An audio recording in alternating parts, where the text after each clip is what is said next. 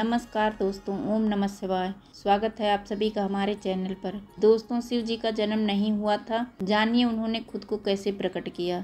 दोस्तों, हिंदू धर्म में भगवान शिव को अनादि और अनंत माना जाता है, जिनका ना तो जन्म है और ना ही मृत्यु, ना ही जन्म है ना ही अंत। शिव पुराण और अन्य धार्मिक ग्रंथों के अनुसार शिव स्वयंभू हैं, अर्थात वे स्वयं प्रकट हुए और उनकी उत्पत्ति का कोई निश्चित स्रोत नहीं है। फिर भी शिव के प्रकटीकरण और उनके जन्म से जुड़ी पौराणिक कथाएं और मान्यताएं प्रचलित हैं, जो उनके दैवीय स्वरूप और ब्रह्मांड में उनकी भूमिका को दर्शाती हैं। आइए जानते हैं कि कैसे हुआ शिव जी का प्रकटीकरण और क्या वे स्वयं को प्रकट करने वाले परमेश्वर हैं। दोस्तों, आज की यह कथा अत्यंत प्रेरणादायक और ज्ञानवर्धक है। इसे शुरू करने से पहले आपसे एक विनम्र निवेदन है कि कथा को पूरा सुने, क्योंकि आधा अधूरा कथा सुनना दुख और पाप का कारण बनता है। इसीलिए इसे अंत तक अवश्य सुने। साथ ही यदि आप भगवान शिव के सच्चे भक्त हैं तो इस वीडियो को लाइक करें और हमारे चैनल को सब्सक्राइब करें। कमेंट में हर हर महादेव लिखकर अपना समर्थन दें। तो आइए बिना देरी करते हुए शुरू करते हैं आज की पावन कथा। दोस्तों, जब यह सृष्टि नहीं थी, जब ना चांद था, ना तारे, ना समुद्र थे, ना धरती, तब भी एक शक्ति थी। एक ऐसी शक्ति जो न दिखाई देती थी, न सुनाई देती थी, परंतु सर्वत्र व्यापक थी। उस अनंत शून्य में केवल एक गहरा अंधकार था, लेकिन उस अंधकार में एक अनोखी ऊर्जा थी, एक ऐसी गर्माहट जो बस महसूस होती थी। और फिर अचानक निस्तब्ध शून्यता में एक ध्वनि गूंज उठी, ओम। यह था ब्रह्मांड का प्रथम नाद, प्रणव नाद। इस ध्वनि के साथ ही कुछ जागा, कुछ हिला और कुछ प्रकट हुआ। दोस्तों, यह प्रकटीकरण कोई साधारण जन्म नहीं था, यह था स्वयंभू का उदय। वह जिसका न कोई माता पिता थे, न कोई कारण। वह था क्योंकि उसका होना ही सब कुछ था। उस अनंत अंधकार में एक चमक जागी। यह कोई साधारण प्रकाश नहीं था, यह थी चेतना की ज्योति, शिव की ज्योति। इस प्रकाश से पहली बार कुछ दिखाई दिया, एक आकार जो न पूर्णतः मानवीय था, न पूर्णतः दिव्य।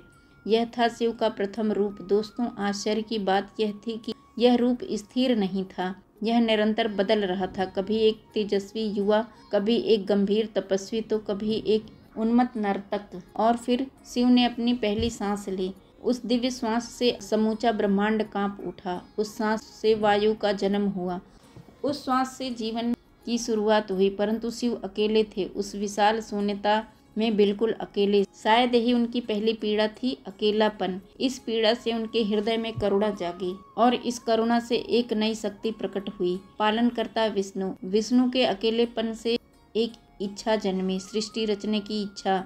और इस इच्छा से उनके नाभि कमल से एक और चेतना का उदय हुआ, सृष्टिकर्ता ब्रह्मा। जब ब्रह्मा जी की आंखें खुले, उन्होंने चारों ओर देखा, सिवाय अंधकार के उन्हें कुछ न दिखा। वे भयभीत हो उठे। मैं कौन हूँ, मैं कहाँ हूँ, मेरा स्रोत क्या है, उन्होंने पूछा। पर जवाब केवल उनकी अपनी आवाज ही गूंजी थी। विष्णु शांत थे, गंभीर थे। उन्होंने ब्रह्मा को देखकर मुस्कुराते हुए कहा, चिंता मत करो ब्रह्मा, हम यहाँ किसी उद्देश्य से हैं, यह कोई संजोग नहीं। फिर भी दोनों के मन में एक प्रश्न था, हमारा मूल कौन है, हमारा स्रोत क्या है। दोस्तों, युगों बाद एक दिन ऐसा आया जब ब्रह्मांड में एक अभूतपूर्व घटना घटी। ब्रह्मा और विष्णु के बीच एक तीव्र विवाद छिड़ गया। दोनों का अहंकार चरम पर था। ब्रह्मा ने गर्व करते हुए कहा, मैं ही सर्वोत्तम हूँ, मैं ही सर्वोच्च हूँ, मैंने इस सृष्टि को रचा है, मैं सभी का जनक हूँ। इसके जवाब में विष्णु की गर्जना गूंजी, नहीं ब्रह्मा, मैं सर्वोच्च हूँ, मैं इस सृष्टि का पालन करता हूँ, मेरे बिना तुम्हारी सृष्टि का कोई अर्थ नहीं। दोस्तों, यह विवाद इतना तीव्र हो गया कि समूचा ब्रह्मांड थर्राग उठा। समुद्र में तूफान उठे, पर्वत हिल गए और सभी प्राणी भय से कांपने लगे। जब यह युद्ध शब्दों से आगे बढ़ा, दोनों देवों ने अपने दिव्यास्त्र निकाले। ब्रह्मा ने ब्रह्मास्त्र तैयार किया, जिसकी चमक से दिशाएं जगमगा उठी। विष्णु ने सुदर्शन चक्र उठाया, जिसकी गर्जना से आकाश फट गया। यह दृश्य इतना भयावह था कि लगता था कि महाप्रलय आ गया है। यदि यह युद्ध होता तो सृष्टि का अंत निश्चित था। तभी जब सब कुछ समाप्त होने की कगार पर था, एक चमत्कार हुआ। अचानक ब्रह्मा और विष्णु के बीच एक अग्नि का विशाल स्तंभ प्रकट हुआ। यह कोई साधारण प्रकाश नहीं था, यह इतना तेजस्वी था कि सूर्य भी इसके सामने फीका पड़ गया। यह स्तंभ न ऊपर समाप्त हो रहा था न नीचे, यह अनंत था, असीम था। इस दृश्य को देखकर दोनों देवों का युद्ध रुक गया। वे विस्मित हो उठे, उनके मन में जिज्ञासा जगी, यह क्या है? ब्रह्मा ने पूछा, ऐसा तेज मैंने कभी नहीं देखा। विष्णु भी आश्चर्य में थे, मैं भी इसे नहीं जानता। उन्होंने कहा, आओ इसका रहस्य जाने, मैं इसका अंत ढूंढता हूँ, तुम इसका आदि खोजो। और इस तरह दोनों देवों ने अपनी यात्रा शुरू की, उस अनंत रहस्य की खोज में जो शिव का प्रथम प्रकटीकरण था। फिर भगवान विष्णु ने वराह का रूप धारण किया और उस ज्योति स्तंभ के नीचे के छोर की खोज में निकल पड़े। उनकी गति तीव्र थी, दृढ़ संकल्प अटल था। वे हजारों योजन नीचे गए, लाखों योजन तक खोजते रहे, परंतु स्तंभ का अंत उन्हें दिखाई नहीं दिया। दूसरी ओर ब्रह्मा जी ने हंस का रूप धारण किया और ऊपर की ओर उड़ चले। वे भी अपनी संपूर्ण शक्ति से उड़ते रहे, हजारों योजन ऊपर गए, लाखों योजन तक पहुँचे, किंतु उन्हें भी स्तंभ का आदि नहीं मिला। हजारों वर्षों तक दोनों देवताओं ने अनवरत खोज की, उनकी शक्ति क्षीण होने लगी, श्वास तेज हो गई, परंतु वह ज्योति स्तंभ अनंत ही प्रतीत हो रहा था। अंततः दोनों देव थक कर उसी स्थान पर लौट आए जहाँ से उन्होंने अपनी खोज प्रारंभ की थी। उनके चेहरों पर हार का भाव था, परंतु साथ ही एक नवीन विनम्रता भी झलक रही थी। दोस्तों, भगवान विष्णु ने सत्य स्वीकार किया, मैं हार गया, मैं इस ज्योति का अंत नहीं ढूंढ सका, यह मेरी समझ से परे है। किंतु ब्रह्मा जी के मन में अभी भी अहंकार शेष था। उन्होंने सोचा, यदि मैं सच कह दूं कि मैं भी हार गया तो मेरी प्रतिष्ठा नष्ट हो जाएगी। अतः उन्होंने झूठ बोलने का निश्चय किया।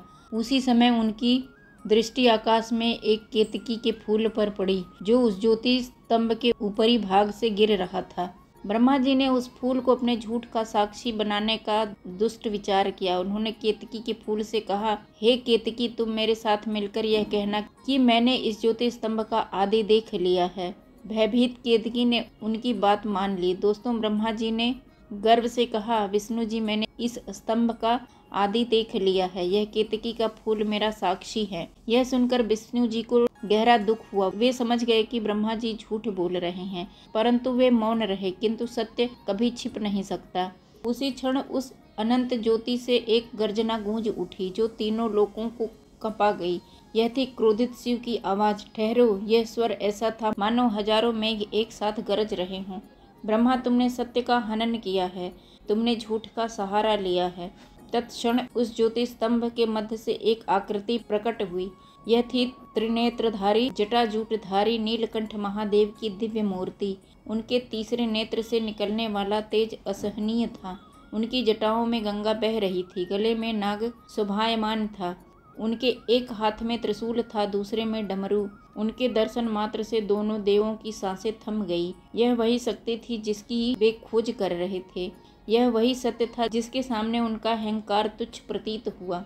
दोस्तों, शिव जी की आवाज में वज्र सी कठोरता थी, परंतु साथ ही अनंत करुणा भी। मैं हूँ शिव, मैं वह तत्व हूँ जिसका न आदि है न अंत। तुम दोनों मेरे ही अंश हो। ब्रह्मा तुम सृजन के लिए, विष्णु तुम पालन के लिए और मैं संहार के लिए। हम तीनों मिलकर इस सृष्टि का संचालन करते हैं। शिव जी का तेजस्वी रूप देखकर ब्रह्मा जी कांप उठे। उन्हें अपनी भयंकर भूल का बोध हुआ। वे शिव जी के चरणों में गिर पड़े और बोले, हे प्रभु, मुझसे भूल हो गई है, मैंने अहंकारवश झूठ बोला, कृपया मुझे क्षमा करें।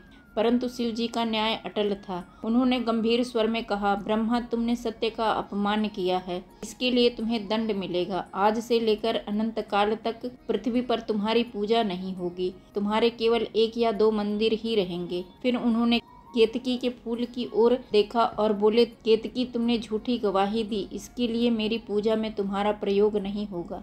दोस्तों, यह सुनकर ब्रह्मा जी और केतकी का फूल अत्यंत दुखी हो गए और उनकी आंखों से अश्रु बहने लगे, किंतु शिव का हृदय करुणा से परिपूर्ण था। वे किसी को अपने सामने रोते हुए नहीं देख सकते थे। उन्होंने अपना रौद्र रूप त्याग कर कोमल स्वर में कहा, ब्रह्मा जी, आप निराश ना हो, आपकी पूजा ना सही पर आपका सम्मान सदा बना रहेगा। आप सभी यज्ञों के प्रारंभ में पूजे जाएंगे।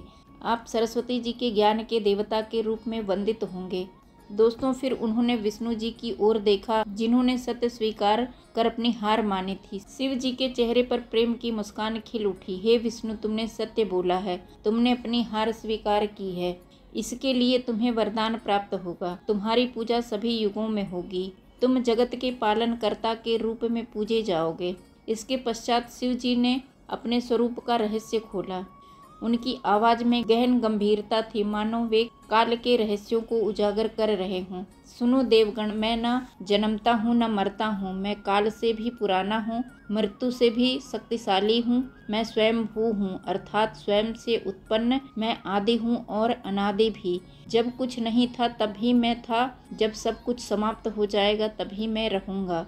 यह जो तुमने ज्योति स्तंभ देखा, यह मेरा लिंग रूप है। लिंग का अर्थ है चिन्ह, मेरी अनंतता का चिन्ह, मेरी निराकारता का साकार रूप। इसका न आदि है न अंत, जैसे मेरा न आदि है न अंत।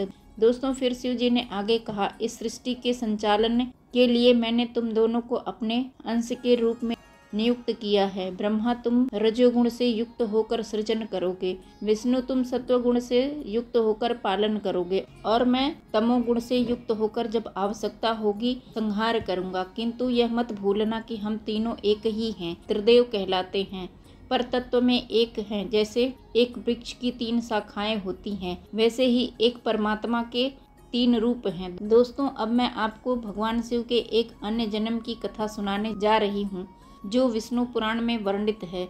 यह कथा हमें यह दर्शाती है कि कैसे भगवान शिव ने सृष्टि के कल्याण और ब्रह्मा जी की तपस्या के फलस्वरूप एक बालक का रूप धारण किया था। इस कथा में शिव की लीला, उनके तांडव नृत्य का प्रलयकारी स्वरूप और उनकी अर्धनारीश्वर प्रकृति का गहन रहस्य प्रकट होगा। आइए इस पवित्र कथा में डूब जाएं। प्राचीन काल में जब सृष्टि का विस्तार हो रहा था, ब्रह्मा जी को लगा कि सृष्टि के कार्य को और सुचारू रूप से संचालित करने के लिए उन्हें एक सहायक की आवश्यकता है। इस विचार के साथ उन्होंने घोर तपस्या प्रारंभ की। उनकी साधना इतनी गहन थी कि उनका शरीर अग्नि की भांति तपने लगा। वर्षों तक चली इस तपस्या के चरम पर एक चमत्कार हुआ। अचानक ब्रह्मा जी की गोद में एक सुंदर बालक प्रकट हुआ। यह बालक अनंत तेजस्वी और दिव्य था। उसका मुखमंडल सूर्य की भांति चमक रहा था, किंतु उसकी आंखों से अश्रुधार बह रही थी। वह मासूमियत से रो रहा था, मानो उसे कोई गहरा दुख सता रहा हो। ब्रह्मा जी ने प्रेम और करुणा से उस बालक को अपनी बाहों में उठाया और पूछा, हे पुत्र, तुम क्यों रो रहे हो? तुम्हारा दुख क्या है? दोस्तों तब बालक ने अपनी मधुर किंतु करुणामयी आवाज में उत्तर दिया, पिताजी, मेरा कोई नाम नहीं है। मैं नहीं जानता कि मैं कौन हूँ, मेरे अस्तित्व का उद्देश्य क्या है। यही अनिश्चितता मुझे रुला रही है। फिर ब्रह्मा जी ने मुस्कुराते हुए कहा, तुम रो रहे हो, इसलिए तुम्हारा नाम रुद्र होगा, जो रोने को दूर करता हो। तुम मेरे पुत्र हो और तुम्हारा उद्देश्य सृष्टि के कल्याण में सहायता करना है। दोस्तों जैसे जैसे समय बीता, बालक रुद्र की शक्तियां प्रकट होने लगी। एक दिन उसने अपना प्रथम तांडव नृत्य किया। यह नृत्य इतना शक्तिशाली और प्रलयकारी था कि उसकी प्रत्येक थाप से धरती कांप उठी। उसके हाथों की मुद्राएं ऐसी थी मानो वो ब्रह्मांड को नियंत्रित कर रही हूँ। आकाश में बिजलियां कौंधने लगी और समस्त प्रकृति उसके नृत्य के सम्मोहन में बंध गई। देवताओं ने यह दृश्य देखा और भयभीत हो गए। इंद्र ने चिंतित स्वर में कहा, यह बालक कौन है? इसके नृत्य से तो ऐसा प्रतीत होता है मानो प्रलय का समय आ गया हो। वायुदेव ने कहा, इसके नृत्य की प्रत्येक मुद्रा में सृष्टि के संहार का संतुलन दिखाई देता है। यह कोई साधारण बालक नहीं है। अग्निदेव, जो स्वयं अग्नि के स्वामी थे, उन्होंने कहा, मैं अग्नि हूँ, किंतु इस बालक के तेज के सामने मेरा प्रकाश भी फीका पड़ रहा है। सभी देवता ब्रह्मा जी के पास पहुँचे और पूछा, हे सृष्टिकर्ता, यह बालक कौन है? इसकी शक्ति, इसका तेज, यह सब कहाँ से आ रहा है? ब्रह्मा जी ने गर्व और श्रद्धा से उत्तर दिया, यह मेरा पुत्र रुद्र है। किंतु यह केवल मेरा पुत्र नहीं है, यह साक्षात महाकाल है, जो मेरी तपस्या से प्रसन्न होकर इस बालक के रूप में प्रकट हुए हैं। इनका स्वरूप अनंत है और इनकी शक्ति असीम है। समय के साथ रुद्र का वास्तविक स्वरूप धीरे धीरे उजागर होने लगा। उनके सिर पर जटाएं प्रकट हुई। जिनमें पवित्र गंगा का स्रोत बहने लगा। उनके गले में नीलकंठ का चिन्ह उभरा जो विषपान की गाथा का प्रतीक था। उनके एक हाथ में त्रिशूल, दूसरे में डमरू प्रकट हुआ। डमरू की ध्वनि से ब्रह्मांड में एक लय उत्पन्न होने लगी। सबसे विस्मयकारी था उनके तीसरे नेत्र का प्रकटाय। जब वे क्रोधित होते तो उनका तीसरा नेत्र खुलता और उससे ऐसी अग्नि निकलती जो समस्त पापों को भस्म कर देती। एक दिन देवताओं ने देखा कि रुद्र गहरे ध्यान में लीन है। उनके चारों ओर एक अलौकिक प्रकाश का मंडल फैला हुआ था। उनकी सांसें इतनी गहरी थी कि ऐसा प्रतीत हो रहा था मानो वे संपूर्ण ब्रह्मांड की श्वास ले रहे हों। इंद्र ने साहस जुटाकर पूछा, हे महान आत्मा, आप कौन हैं? आपकी यह शक्ति, यह तेज, यह दिव्यता, यह सब कहाँ से आती है? तब रुद्र ने अपनी आंखें खोली। उनकी आंखों में अनंत करुणा, अनंत ज्ञान और अनंत शांति थी। उन्होंने शांत स्वर में कहा, मैं हूँ शिव, मैं काल का भी काल हूँ, मृत्यु का भी मृत्यु हूँ। मैं वह तत्व हूँ जो सब में व्याप्त है पर किसी के बंधन में नहीं। मैं निराकार होकर भी साकार रूप धारण करता हूँ। मैं गुणों से परे होकर भी सभी गुणों का आधार हूँ। फिर शिव ने तब अपने स्वरूप का एक और गहन रहस्य प्रकट किया। वे बोले, मैं अर्धनारीश्वर हूँ। मेरा आधा भाग पुरुष है और आधा नारी। यह दर्शाता है कि सृष्टि में पुरुष और प्रकृति दोनों समान रूप से आवश्यक हैं। बिना शक्ति के शिव निष्क्रिय हैं और बिना शिव के शक्ति दिशाहीन है। यह कहते हुए शिव ने अपने शरीर का आधा भाग माँ पार्वती के रूप में प्रकट किया। यह दृश्य इतना अलौकिक और मंत्रमुग्धकारी था कि सभी देवता स्तब्ध रह गए। शिव ने कहा, देखो, यह है सृष्टि का मूल रहस्य। मैं और मेरी शक्ति, हम दो होकर भी एक हैं, जैसे अग्नि और उसकी उष्मा अभिन्न है। दोस्तों, शिव ने देवताओं को अपने निवास के बारे में भी बताया। उन्होंने कहा, मैं कैलाश पर्वत को अपना निवास इसलिए चुना क्योंकि यह धरती का सबसे ऊंचा और पवित्र स्थान है। वहाँ से मैं समस्त सृष्टि पर दृष्टि रख सकता हूँ। वहाँ की हवा में भी मेरी उपस्थिति का अनुभव होता है। मेरे साथ माँ पार्वती हैं जो मेरी शक्ति हैं। गणेश और कार्तिकेय मेरे पुत्र हैं और नंदी मेरा सबसे प्रिय भक्त है। यह संपूर्ण परिवार मिलकर सृष्टि के कल्याण के लिए कार्य करता है। दोस्तों, अंत में शिव ने देवताओं को अपना अंतिम संदेश दिया। उन्होंने कहा, हे देवगण, मैंने तुम्हें अपना परिचय दे दिया है। अब तुम जान गए हो कि मैं कौन हूँ। मैं सबका हूँ पर किसी का नहीं हूँ। मैं सब में हूँ पर सबसे अलग हूँ। याद रखो, मैं न जन्म लेता हूँ न मरता हूँ। मैं केवल प्रकट होता हूँ और अप्रकट हो जाता हूँ। जैसे सूर्य उदय और अस्त होता दिखता है पर वास्तव में वह सदा विद्यमान रहता है। यह कहकर शिव एक ज्योति स्तंभ में विलीन हो गए। उनकी उपस्थिति का तेज चारों ओर फैल गया और समस्त देवता उनकी महिमा में लीन हो गए। दोस्तों, इस कथा में छुपा सत्य यह है कि शिव हमारे भीतर ही निवास करते हैं। उन्हें बाहर खोजने की आवश्यकता नहीं है। जब हम अपने अहंकार, क्रोध और मोह को त्याग देते हैं तब हमारे हृदय में शिव तत्व प्रकट हो जाता है। शिव का जन्म तब होता है जब हम उनके लिए अपने हृदय में स्थान बनाते हैं। उनकी कृपा से ही हम जीवन के सभी दुखों से मुक्ति पा सकते हैं। दोस्तों, यह कथा हमें यह सिखाती है कि शिव की भक्ति केवल बाहरी पूजा तक सीमित नहीं है। यह एक आंतरिक यात्रा है जो हमें आत्म जागरूकता और करुणा की ओर ले जाती है। आइए हम सब मिलकर ओम नमः शिवाय का जाप करें और अपने जीवन में शिव की कृपा को आमंत्रित करें। तो दोस्तों, मैं आशा करती हूँ कि आपको यह कथा पसंद आई होगी और यदि आप इस चैनल पर नए हों तो चैनल को सब्सक्राइब कर वीडियो को लाइक करें एवं शेयर जरूर करें और साथ ही कमेंट बॉक्स में हर हर महादेव जरूर लिखें। धन्यवाद दोस्तों। हर हर महादेव।